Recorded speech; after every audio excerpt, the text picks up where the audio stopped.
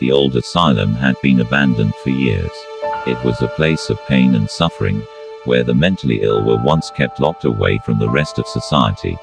But now, it stood empty and decaying, a relic of a time when mental illness was misunderstood and mistreated. Despite its dark history, a group of 5 friends decided to explore the abandoned asylum. They were thrill seekers, always looking for the next adventure. They had heard the stories of the ghostly apparitions that haunted the asylum, and they were determined to see them for themselves. As they entered the asylum, they could feel the chill in the air. The place was dark and musty, and cobwebs hung from the ceiling. They made their way through the dusty halls, searching for any signs of paranormal activity. But as the night wore on, strange things began to happen. Doors slammed shut on their own, and the friends heard strange whispers and footsteps echo through the halls. The fear began to set in. As the night wore on, the activity in the asylum grew more and more intense. The friends could hear unexplainable noises and the feeling of being watched. They huddled together in fear, praying for the dawn to come. But it wasn't just the ghostly activity that was terrifying them. They had also started to turn on each other, accusing one another of moving the furniture and making the strange noises. The tension was palpable, and they were all on edge. And then, they saw it. A figure appeared in the doorway, its eyes glowing red in the darkness. The friends screamed in terror as the figure floated towards them, its ghostly face twisted in a menacing grin. The friends tried to run, but it was too late. The ghostly figure had them cornered, and they could feel its icy breath on their skin. They were paralyzed with fear, unable to move or even scream. And then, just as suddenly as it had appeared, the figure vanished. The friends were left alone in the darkness, their hearts pounding with fear.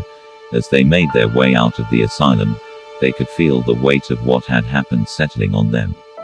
They had witnessed something truly terrifying, something that would haunt them for the rest of their lives. The next day, the friends tried to put their experience behind them. But they couldn't shake the feeling that something was following them, watching them. They started to see strange things out of the corners of their eyes, and they heard whispering voices in their heads.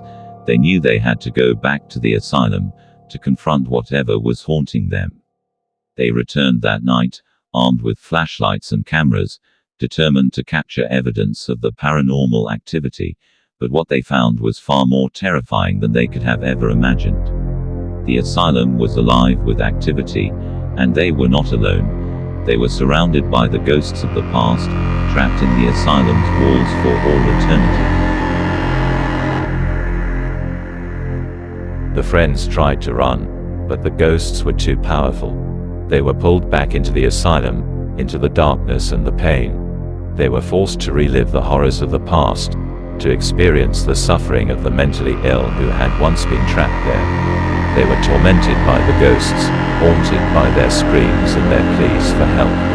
They realized that they were not just witnesses to the past, but they were also prisoners of the present. Days turned into weeks, and the friends were still trapped within the walls of the asylum. They had given up hope of ever escaping, resigned to their fate as prisoners of the ghosts. But then, they found a way out. They managed to break free of the asylum's grasp, fleeing into the night. They were scarred for life, haunted by the memories of their experience.